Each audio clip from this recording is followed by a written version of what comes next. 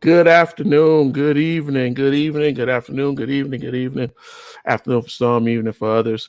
Welcome everyone to the Erudition Network History and Knowledge Q&A session that we hold every Thursday. I thank you to all of those who are joining us today. Um, Today, we're going to go into an actual full-on lesson today. Typically with Erudition, we try to touch on history, but we're really going to kind of delve into some things today. Um, Over the last few weeks and months, um, we've been hearing people talk about critical race theory, and a lot of people um, don't really know what it is, make assumptions to what they think it is. I've seen a lot of things go online, media, um, and people talk about CRT and the big boogeyman that it is. I've had debates with people online telling me um, what it isn't, how it isn't being used, and where it's being used. And at the heart of all of that is a lot of confusion as to what does it mean to my life. um, and consequently, for a lot of us, um, it's confusing. Are my kids being taught CRT? Um, is it relevant? What does it do for me? Um, Today, we're going to touch on all of that. And like with every other episode that we do, we want you to be interactive. We want you to uh, join us and talk and ask questions. We want you to vent what you think is, you know, relevant to you. And if it does seem like I'm a little bit hesitant today, I'm trying to give time for individuals to come on. Um, a lot of times when we do the show, a lot of people are just getting in from work and different things like that. And I want people to be on for this show. I want people to sign in and really understand what we're going to talk about today. Many people have told me that they want to talk about CRT, and they can. And I will be in attendance and audience to comment on what it is. But today we're going to do it here on Erudition. All right. I think I have uh, belabored and talked enough. One of the things that I want to do right now is I ran across some footage um, recently on CRT, and I wanted to see if I could share that video, right? Because I found it to be, for the lack of a better word, hilarious, right? Really, really hilarious on what people were saying. So I'm gonna see if I can share that. This theory is a religion Here we of go. secularism. And I want you to really hear what is being said. Oh, we got some people that, hey, Grandma, I'm glad you're here. Glad you're here. I think CRT is doing nothing but stopping us from moving forward. Okay. Well, that's an opinion. I like to know why you think that. Why you think that. But as we go into that, I want to play this video, right? I want you to watch this video and hear what on the conservative side, fairly, right? What people are saying about CRT. Here we go.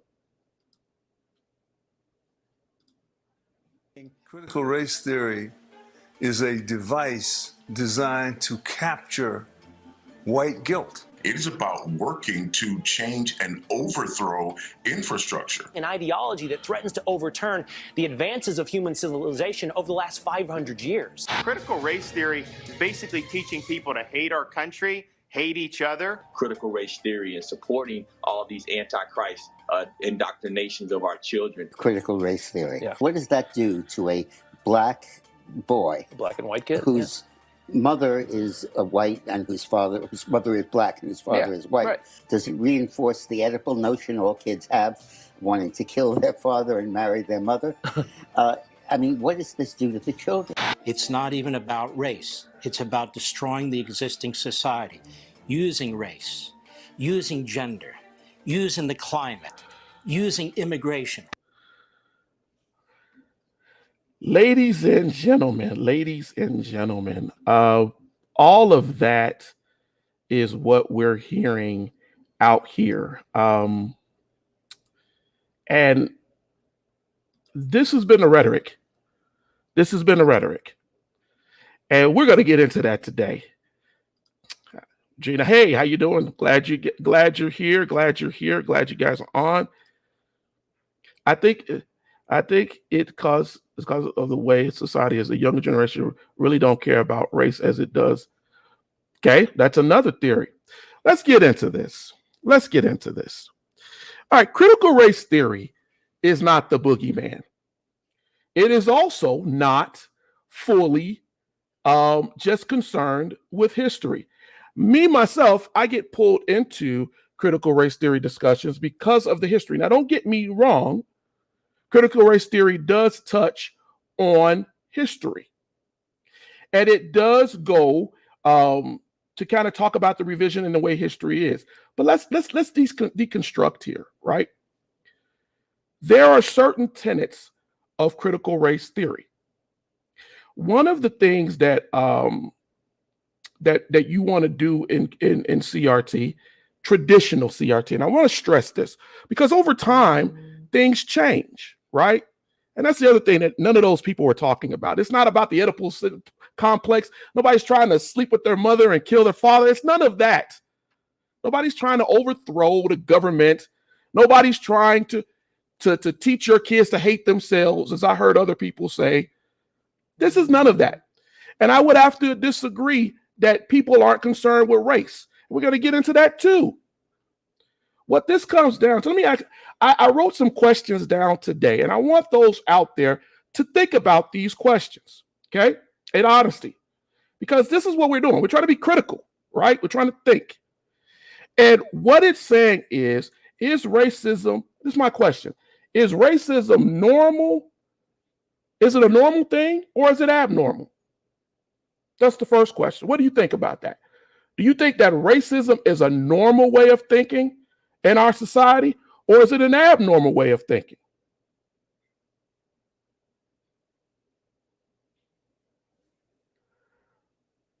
So Mike says it's a lot to unpack. We're not going to unpack everything in this one show. We're only going to hit a couple of things, and we'll come back next week and we'll do it again. But I want you to ask yourself the question, is racism normal or abnormal? Think about this other question. Is racism common in your business, in your life experiences? Throughout your life, have you seen racism? Have you been exposed to it? Does that seem like something that you have to be basically understand is going to happen every day? Regina said it's abnormal. Some people believe it is. But it isn't in America. Because every day we tell our children, white and black, they go out with implicit thoughts on how to deal with other cultures. If you don't believe that, watch little children as they slant their eyes and act as if they're Chinese when they do karate kicks. If you don't believe that, see people pantomime the idea of acting like an African American.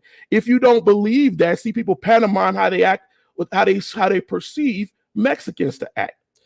It becomes a normal part of our life because people have accepted it as normal. And that's what normal is. You just feel that this is going to happen to me naturally every day. Third question, is racism acknowledged by everyone equally? Do black people, white people, red, yellow, do they all admonish racism in the same way? Does a white person see micro aggressions towards black people in the same way that a black person sees it? 4, Do those who admonish racism of any culture address the problem, or do they prescribe an equal, colorblind, let's just everybody get along mentality where they don't want to address the problem in the room?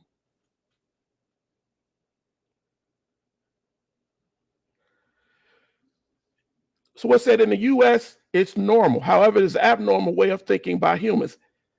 Yes, it should be abnormal, but we are making it normal. Think everyone acknowledge it, but they don't see it the same way. That's the point. We don't see it the same way. The ordinariness that racism is normal or that it's not something abnormal. We all see it, but how do we address it? I don't see color. I just want to get along. Why can't we all be equal? Let's judge people by the content of their character, not their color. But then when a black man comes running down the street, I grab my purse. When a racial joke is cracked, I laugh right along with it. 5, what can change a racist belief system? What do you believe can change the way people see racism? Now, all of those questions, right? Mike said, but we're racist towards each other. Yeah, we are. Supremacy mentalities, the idea of ethnocentrism, all of that comes from the same place. Sexism, those isms, they're coming from the same place. And as Tyson just said right here, racism is trained behavior. We are trained to see it as normal and becomes a part of our normal day. The way we acknowledge things, the way we interact with each other. I'm not saying that it should not be abnormal. I'm telling you that it has become normal because of the experience. Colorism is real, even in our own culture. So let's unpack that. Let's unpack that. So all of those things that we talked about, that's part of critical race theory. That's what they're trying to talk about. They're trying to delve and ask you questions to think deeper than just the circular programming that you're used to. One of the things that Derek Bell talks about early, when he first breaks it down, is interest conversion. And a lot of these terms seem so confusing, but they're really not, right? Interest conversion are the laws in society motivated by morality or interest. What do you think? You think that the Emancipation Proclamation was given because of morality? Do you think that the Dred Scott case was because of morality? And we can go on and on about the cases. Brown versus the Board of Education, he talks about. But the point is, were these things done because they cared about people of color, or were they done because America's interests were at stake? We're going to war, civil war. We got to do something. We're losing people. Is the interest of America more important than the morality? And then do we prescribe morality on people like Lincoln, who had actually said he would do anything to stop the war, to unite the nation? And he wasn't the only one. Lincoln was not the only one. There were many who basically said they would do anything. Recently, I posted a couple of sermons pieces from religious leaders in the North, not the South, during the Civil War. Recently, I posted that because I wanted people to start to think about that. And I'm going to read one of them to you. Okay? The Reverend Orville Dewey, D.D., he was a Unitarian minister maintained in his lecture that the safety of the Union is not to be hazarded for the sake of the African race.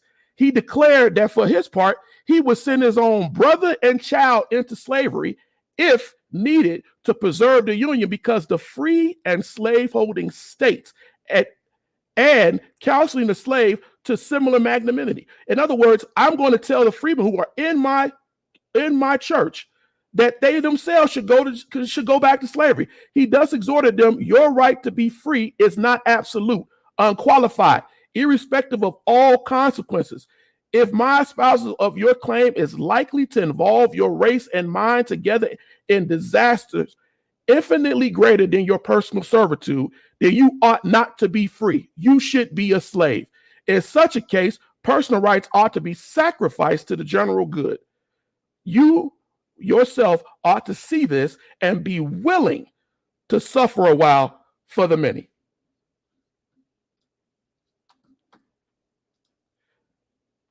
We have to address head on. People may feel it uncomfortable subject, but to continue to allow it is more uncomfortable. We have to acknowledge the elephant in the room. People who don't wish to address it, even though they know it's true, are probably a part of the problem. And Virginia, that's the issue. That's why we get into this subject, because we have to start asking and hitting these things. Teddy, the reason that racism has become a norm comes from a sense of hopelessness due to people feeling they cannot change their circumstances. But we're going to get into that too, Teddy, because can you change your circumstance? Is it systemic? Is it personal? We'll get into that. But as I was just reading to you, we had ministers telling people in the North to go back to slavery because it would be better for the betterment of the country. We had people telling, we hear this often, people say for the good of the country. Lyndon Johnson did not want Black people being seen on television, being attacked or harmed, lynchings or anything, because it made America, did not say Black people, America look bad. So when we talk about interest conversion, which is a part of all of this, we're talking about, and all Bell is saying in critical race theory is, what's the motivation? Is it morality, the desire to do good, or is it interest? What are you getting from it? We know in World War II, they got Black folks to go fight in the war. We know in the Civil War, they got Black folks to fight in the war. So it was beneficial to change laws to adapt, to allow us to help them.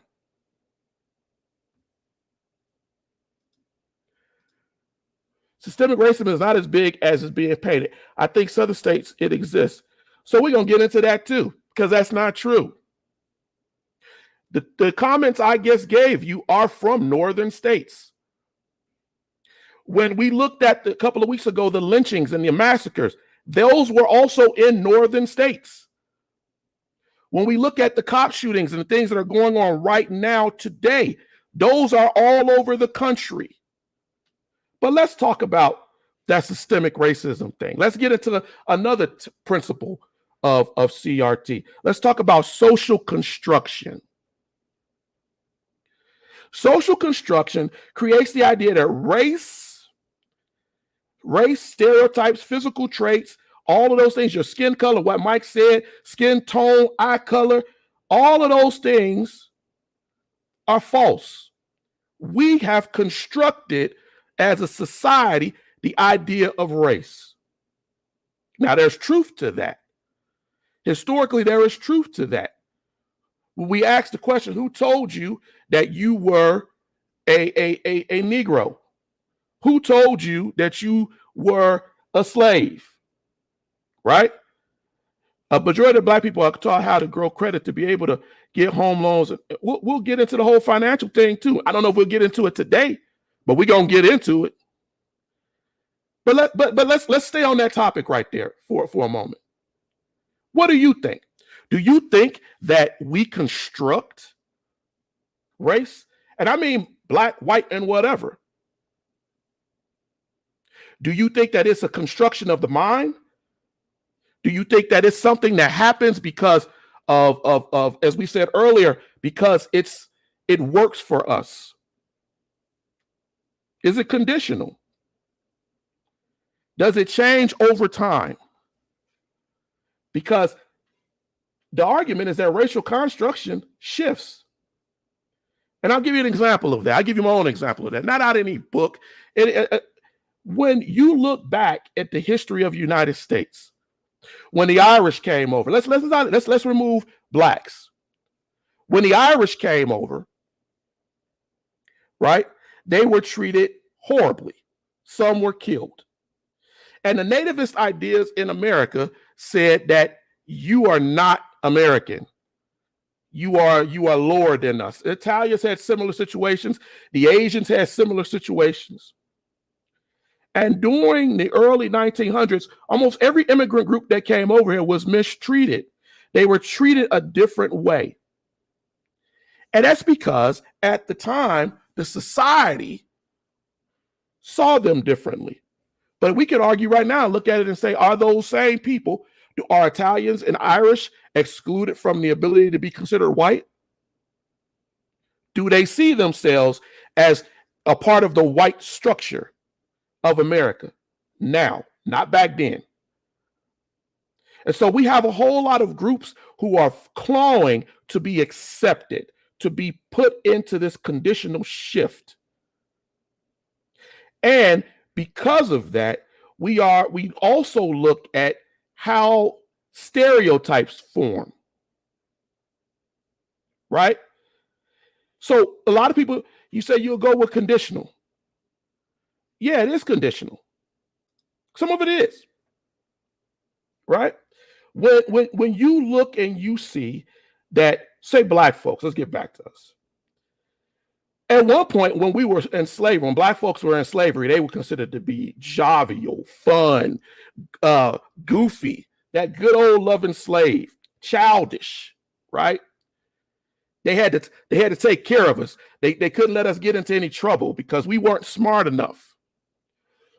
But once we were freed, then all of a sudden, in society, we became thieves, vicious, violent, lascivious, menacing, brutes, overly sexualized, right?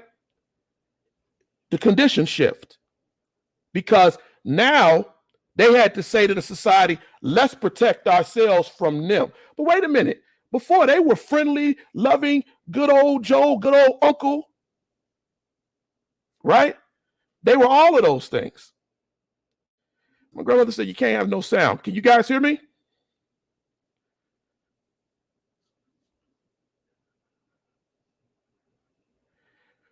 Can you hear me?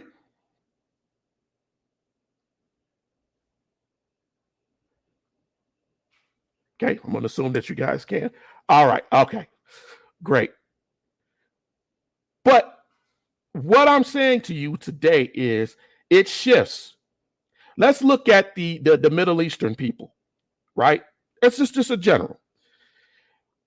We told stories about Aladdin rubbing the lamp and a genie comes out, running around with a big old hook sword and all of these wonderful tales of, 1,000 nights in Arabia and all of these things, right? They were mysterious. The women, they wore a shield, a mask over their face, and they were beautiful. And when they took it off, it was lovely. Hundreds of years that was written and that was said. The mysterious Middle Eastern people until 9/11, until they became our enemy. Then every amazing, mysterious thing about a lot of those cultures became something to attack. Racism showed its ugly head and people started shooting. Indian, Muslim, didn't matter. If you looked a certain type, they were shooting and they were going to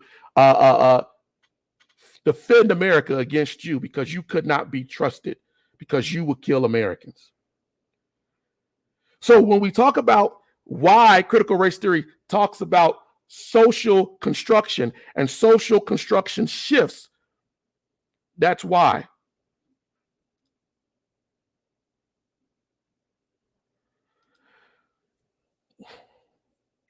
We allow movies to depict that we are glorifying that aspect that they indoctrinated with us. But who's making the movies? Who's producing the movies? That's a subject for another time, but that is, you have to look at that. Who script doctors the scripts? Who edits and lets things hit the cutting floor that doesn't give a full explanation of what's going on? So all of that, no, it's not both parties. It's not both parties. Because the people in power in every studio in this country are not, it's been said. That's why every year Hollywood talks about diversity. That's why people who work in the industry are fighting for diversity. Because if there's no diversity behind the camera or in the weeds, then there's no diversity. Doesn't matter what you think you see on screen. Let's talk about another thing here, because we're going to hit a couple of subjects, but we only have so much time today. So let's talk about intersectionality and what that means to you. With a lot of these terms that these people who I showed earlier never read about, never tried to figure out, are important. We are a country of intersectionality. However, we don't always address that. In other words, what that means is we're not all essentially pure. The children of the slave are not essentially pure. African Americans have European, Spanish, all types of things in their bloodline. Go do an ancestry or whatever test, and you will see that. We have integrated with each other. We have Latino Black. We got Black Asian. We have all types of mixtures and combinations and things that allow us to look at race differently. Jenna said it was intentional. There had to be another way to degrade Blacks, keep them on a lower social status when Blacks were freed. Yes, and we have talked about that on numerous lessons. The people who produce books, films, cartoons are the people who want to push a certain narrative. Some are lesson learning. Others could be to push whatever thoughts the producer likes. Yes. That's all I can say to that, Sean Anthony. That's absolutely true. It's a narrative. You are pushing a narrative. When we look at it, I want to get back to that intersectionality. Let's understand that all of us have a different racial experience. I asked that question earlier with that question, right? Is racism acknowledged by everyone equally? Do we all see it the same way? Do we admonish it the same way? The Latino may have a different way in which microaggressions are done towards them. The Black person has things that they go through and stereotypes that are pushed out into society about them and have been pushed out in society about them for the past 400 years. The Latinos, the Mexicans, the Spanish, they have Native American, indigenous people in their bloodline. They have African in their bloodline. And as Mike alluded to earlier, depending on what your color and tone is, may depend on how people see and interact with you. Let's add the sexism part in there too. Are you a female? Are you a luscious Latino female? Are you a beautiful Puerto Rican? Are you a light-skinned, beautiful Black princess? Are you a hottie? All of these things created by stereotypes to explain, or myths to explain interculturalization and intersectionality, and how do we deal with that racially?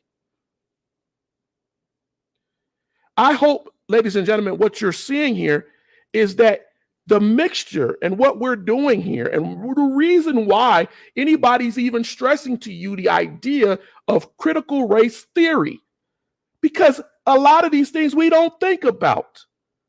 We just think about what we're going through. Christopher said, the caste system practiced in India is very similar to how America divides people. I agree. But a lot of this stuff, again, we get back to the idea of just worldwide. Is it normal? Are we seeing it as normal? I don't agree with the tone of your skin dictate how people treat you. The way you present yourself dictates it. But is that absolutely positively in America not the case? If I walked into a room in a suit and I looked great, right?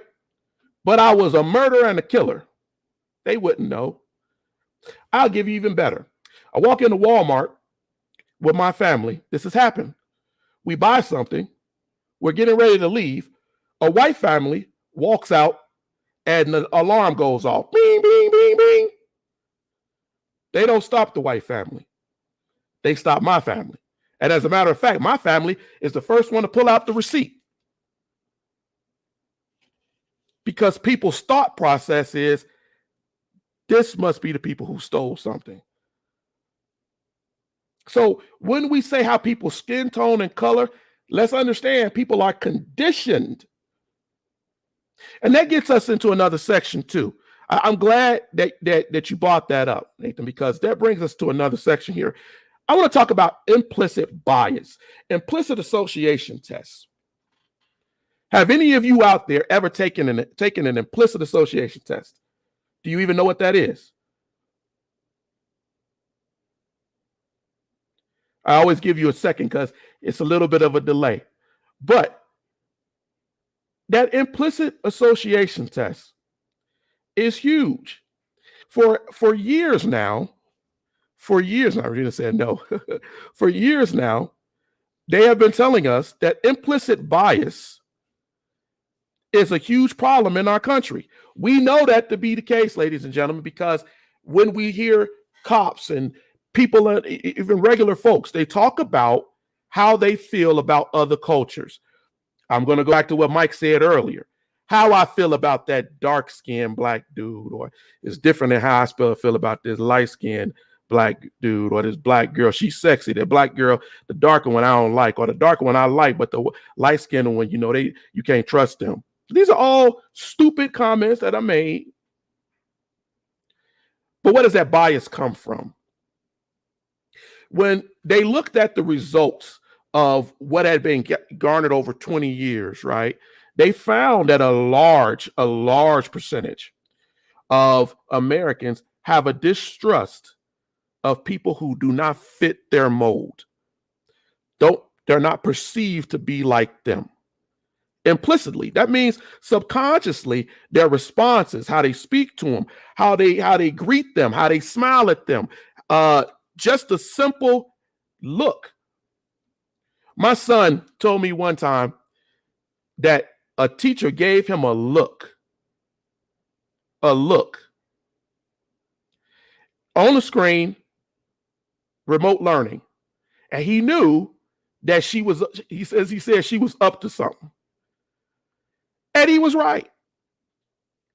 The teacher accused him of not turning in work that he had turned in. And I'm going to tell you something about implicit bias. Children are better at spotting it. This is documented than us older people. A lot of times, children see racism and bigotry through implicit bias, little things that we didn't notice. Like when somebody aggressively grabs something out of your hand, but tells little Johnny, hey, could you give me that? When they throw a lesson on their desk, but they go and they pass it to Samantha. And we don't understand that those biases, those implicit biases, create a division. They foster a negative experience that now informs my subconscious. I can't trust people like you because every time I deal with people like you, or these couple of times, it's been negative. But people would tell you, hey, let's not study that. Let's not talk about that.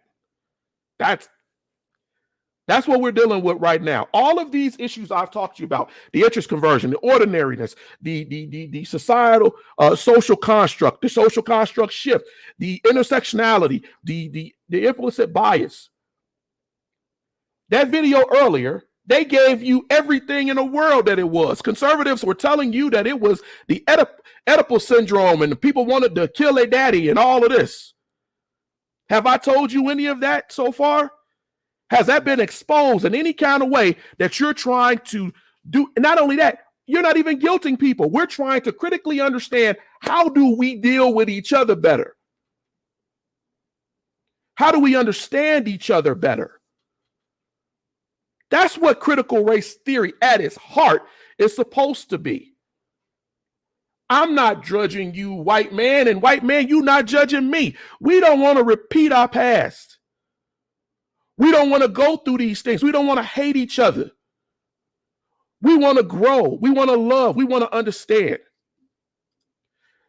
Just say, here's one. When you hand the cashier your cash, but they lay your change on the counter, and this is, yes, microaggressions. For my job, one of the major people for diversity is the grandniece of Medgar Evers. And one of the things that I was sitting in a session with her, and one of the things that she was saying was that the company flies her first class because she's an executive. And a lot of times she doesn't like, she don't really need that. She's like, I'm comfortable flying whatever. But she would get up when they call first class, she would get up and the lady would tell her, man, we said first class. Now, when you talk to white people, when she was saying that, didn't mean nothing to them. Oh, she was just telling you. But for black people, our perception of that is, hey, whoa, you saying that I can't fly first class? So that goes into what Nathan was saying earlier. People do judge you. Don't matter if you dressed in $1 million suit. Right? It's my implicit perception of people who look like you. Samuel Jackson, different black folks talking about how they couldn't get a cab. They didn't know that was Samuel Jackson. They didn't know that was Danny Glover. They just decided that's a black man. I'm not picking him up. The thing with CRT is not true because the people that are trying to teach it is not teaching it truthfully. They are teaching it to cause a divide. Negative. Who's teaching it? Out of the last 3 weeks, I have held back teaching CRT because there are very few people who are actually teaching it like I'm teaching to you today. Very few who will invest the time, the study, the resources to go in and dig into that. Give you historical points. Because what happens, Nathan, is the fact that we all want to throw accusation out there, but we really, that's a fight. That's another part of it. Well, we want to fight being able to talk to each other because that's abnormal to us. To go back to what we talked about earlier.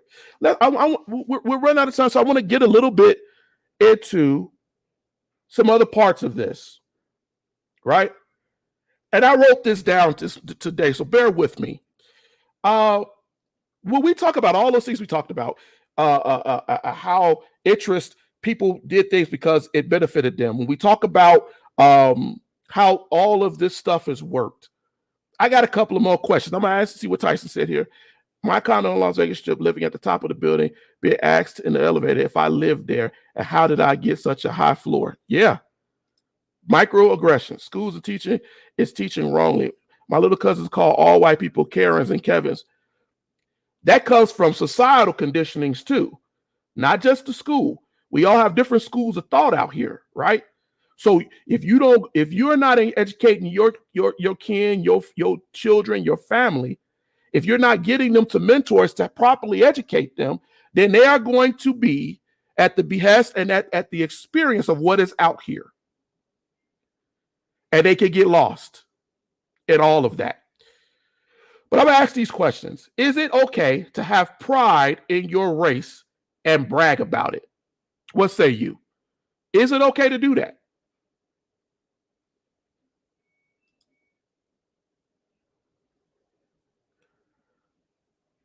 Then that's a deeper problem. If their teachers are telling them that, again, teachers do teach horrible lessons, but it does not remove us as parents and as family to try to address that. Virginia says yes. So you say that it's okay to brag about your race and to talk about the exceptionalism in your race. Okay, so then the other question is pride in your race racist? Is it? Let me change it. You probably see what's coming. What if you're white? Is it okay for white people to have pride in their race?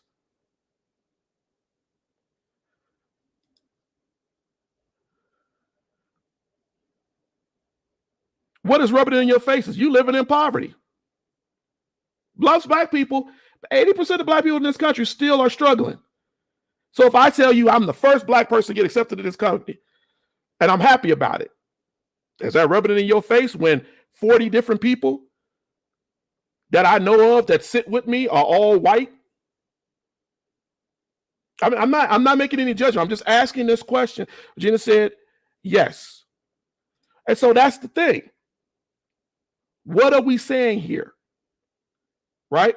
I'm going to go further. How much racism still exists in your opinion? Give a percentage. Tell me a percentage. How much racism do you think still is going on today throughout the world, not just America? Lastly, which position fits your thinking? And I'm going to give you a couple of things here. I'm going to ask some of these. I think it's okay to be proud. I remember talking to guys about, hey, yeah, Black Planet website. And he asked, why could he have a White Planet website? I asked, what do you think will be in there? 30%.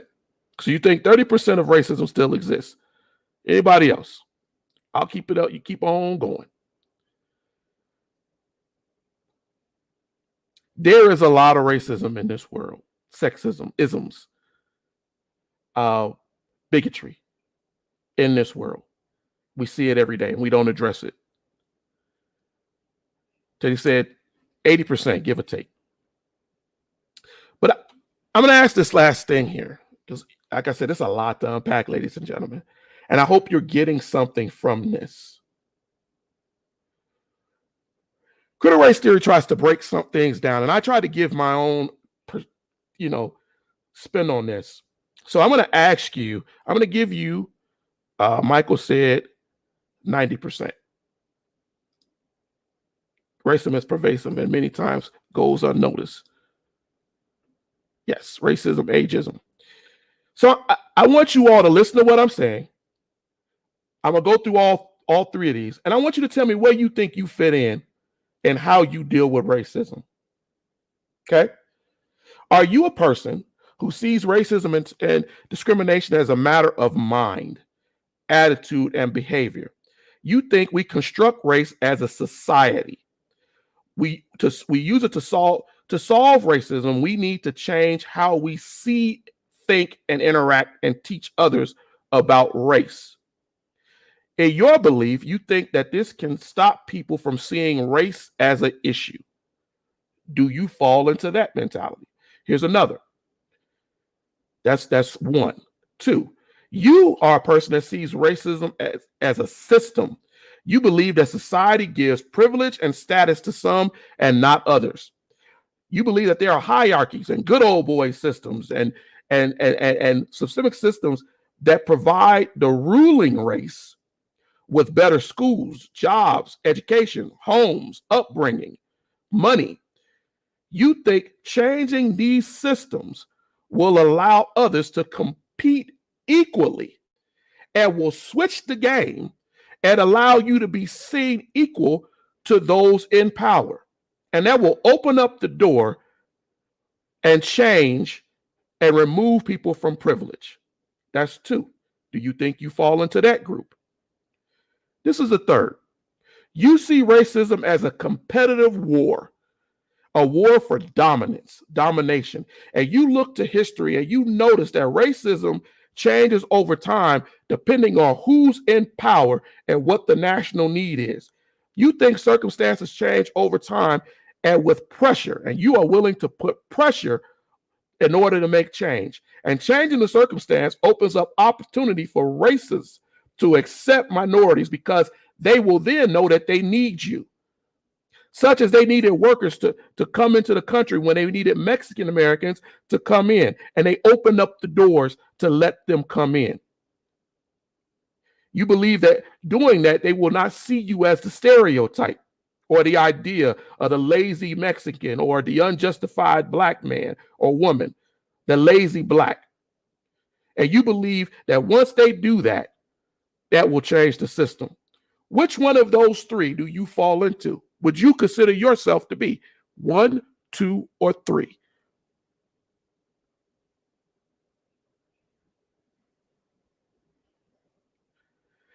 I'll take one answer, just one answer.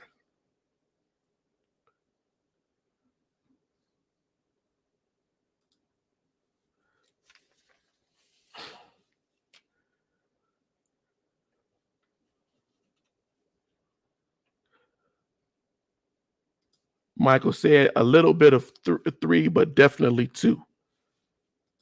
Nathan says you're none of the 3. So you feel that you don't think racism can change in any way. Not by mind, not by action. You just think that it's just going to stay the way that it is. You said you think, Eddie says he thinks he's 3, which means you think it's a war. It's a struggle. And the only way to change it is for all of us to keep fighting until you convince people that what you're saying is absolutely right.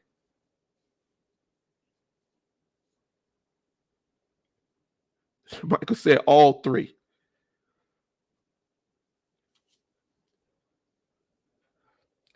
The idea behind that, and I think what Derek Bell was trying to establish with those thoughts, right? The one being the idealist, right? Most of the time, back in the day, we were idealists. We believed that racism was a part of the mind. It was something that the way people think. But what we should consider here, ladies and gentlemen, is that even when you change the mind, and I'll give you an example of what Muhammad Ali said. If I take a room full of snakes, you may have heard this, and there are millions of snakes, but I take a couple of thousand of good ones who I got to walk through this room, and those thousands are going to protect me and get me from point A to point B. They're going to help me to go forward. The system, the environment is overwhelming. So the idealist, though that is a great idea to change minds, and I'm in the business of trying to change minds, right? But Michael, sometimes you got to go through that door. You got to work in this world. We can't shut ourselves off from the reality of life. And so we have to find a way to change minds, but we got to also understand that there are systems in place. This is what everybody gets mad about. But we know there are systems in place. Over the last few months, I have gone through and showed you, and I challenge you to go back and watch those programs if you have not watched them. And I've showed you the systems that have been put in place and how they affect us, not just white and black, everyone, all cultures who are pushed into these vignettes, these parts, and these categories. And this is why we have people being killed in our streets. This is why we have crime and people who are hopeless. Because the idealism, right, and the realists and the materialists won't do what Michael said. They don't see that it's all 3 of those things that we have to fight against. The mind, the actions, the privilege. And if we don't address all 3, one of them is not going to move. It's not going to go away. I could change the mind of many people. We can sit there and talk about, say, yeah, that's actually racist. But then they can go back out and still live in a racist reality, a racist world, and watch me be abused and go, well, at least it's not my family.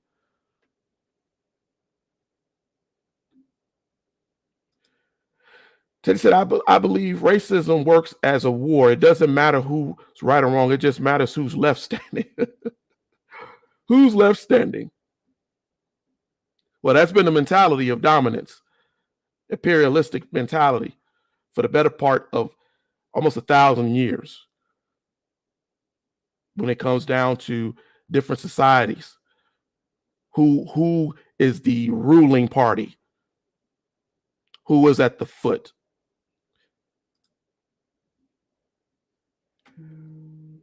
We got about 10 minutes left in this program.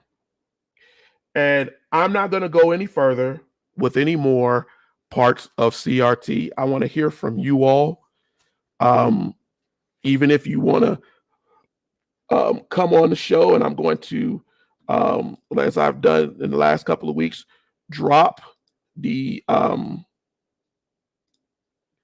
link in chat, and you can feel free to come on, speak real quickly on what you want to talk about within this last 10 minutes as we kind of wrap up this episode on CRT. You can even vent in chat if you feel like you gain nothing from this. If you only have a better understanding of what CRT is after this program, some parts of it, this is not all of it. We will cover more next week. We stopped right here with the idea of the idealist, the realist, and the materialist, the people who, the different mentalities that have to be addressed. But anybody got anything that you want to say, do? Again, the link is in the chat. You can come on. I will converse with you. Or you can stay in the chat and talk about it. Or I can just continue to talk. So, ladies and gentlemen, one of the things that we do here on Erudition, recently we got a couple of things going on. I'll cover that as we get ready to wrap up. Our website is back up. Michael said, I got to ask, why is CRT suddenly a problem? It's not a problem. People are making it a problem. And I'll give my theory on that. Some of it has to do with what we talked about earlier. Normal and abnormal conditioning. Operant conditioning. The idea that people feel, right, that they have to be on one side or the other. They don't want things to be exposed. There's a part of that. There's a part that doesn't want to understand why minorities are telling you that they're tired of being held down by systems and laws that have been established for hundreds of years, and you have the ability to change and you refuse to change. And even though it has been around for quite some time, who's addressed it? We see the laws. You could go look, Ben Crump, who's been going out here defending all of these cases. I was reading his book several months ago, and he was just listing case after case that you don't even hear about, cases that he didn't work on, of systems and law, innocent people. So when people say that this is not something we should concern ourselves about, tell that to the families who've been decimated by the way that the system is working against them, taking fathers out of the homes, locking up mothers, victimizing people, basically because you're in the wrong place at the wrong time.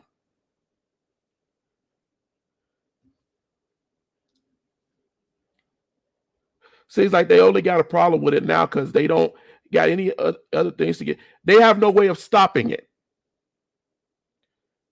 One of the things we'll talk about next week is revisionism, revisionist history, which is one of my big peeves, where we rewrite history in order to form a better myth, a better opinion, a conditional opinion of people, places, and things.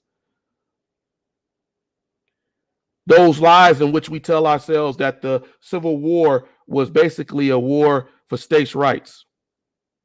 Where'd that come from?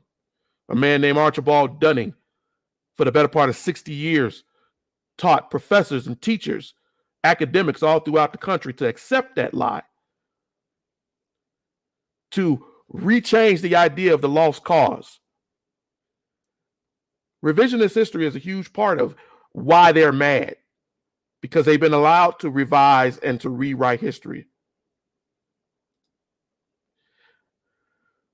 Tyson said, Dr. Rashard Rickey teaches CRT. He is an afternoon show and debates conservatives about it. And there are some that are out here, Tyson, and I am so happy that people are getting out here and countering the lie. Now, I've told people many times, I don't support every acolytic thing that has happened with CRT over the last 30 years.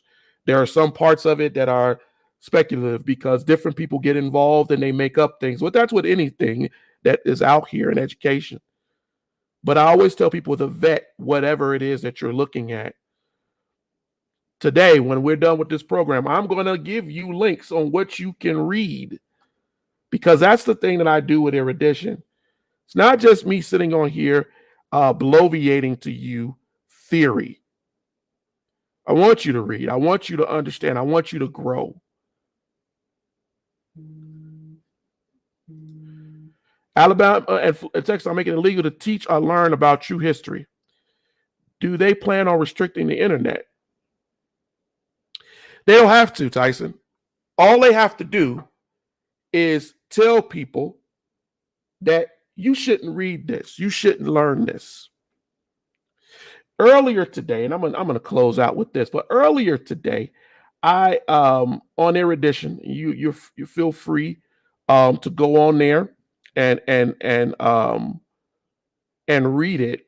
But earlier today, I shared a congressional testimony from a man named Joshua Warlaw, right? And him talking about what was done to him in order to restrict his vote at when blacks were first given the vote, what the KKK did. And this congressional hearing was being done to pass the Ku Klux Klan law. As I was digging through trying to find different things that I was going to talk about with critical race theory, I came across that testimony in one of my books. And I said, man, you know, this man talked about people being beaten. And I advise you to go on Facebook, look on our page, you will see it. People being beat hundreds of times. One man being beat almost to death. One man being beat to death and burned and having dogs sicked on him. Because the system, the society allowed these people to get away with that. We always say, oh, it's the South. But as I told you and I read to you earlier, that was all over. That was all over. So it's not just one thing.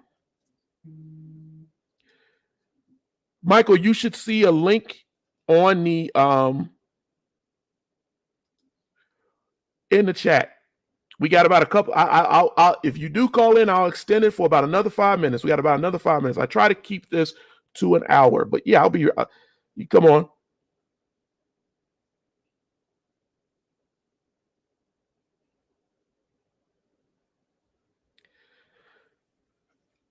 We share a lot of history here on Erudition, and I appreciate everyone who, all of you all who came on today, this evening. I really do appreciate you all supporting the network. I hope you're sharing that link. I hope you're encouraging your friends and family to come on and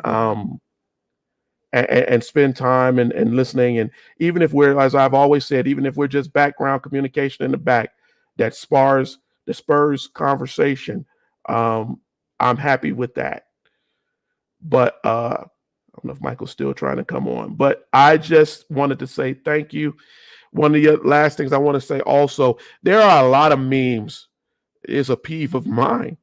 There's so many people out here who want to share Black history, and a lot of them are well researched and good.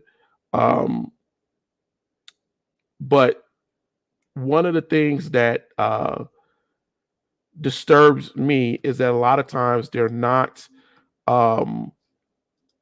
A lot of the history is not reputable, or it's not fully fleshed out. Eddie, if you can copy and reshare that on both things, that would be fine. So he has an opportunity if he's trying to come on. Maybe it's not going to both. Oh, thank you, Mike. I appreciate that. Yeah, we will do this every week where we will allow people to come on and converse. But, ladies and gentlemen, so we're at our hour.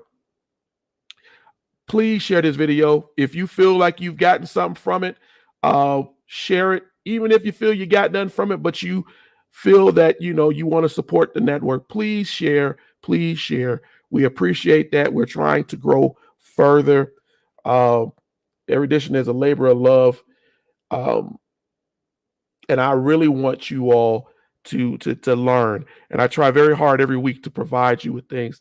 Regina said, I'm proud of my people. The more I learn of the many contributions Blacks have made, are making the many success Blacks, and how hard as the system is designed to break us, it can't, it won't. We were created equal by God. And he said, the first shall be the last, and the last shall be the first. The prayers of our ancestors are on the altar, not just to free us, but to raise up men and women as you and Pastor Razor, to open our eyes and teach us the knowledge by where we get an understanding.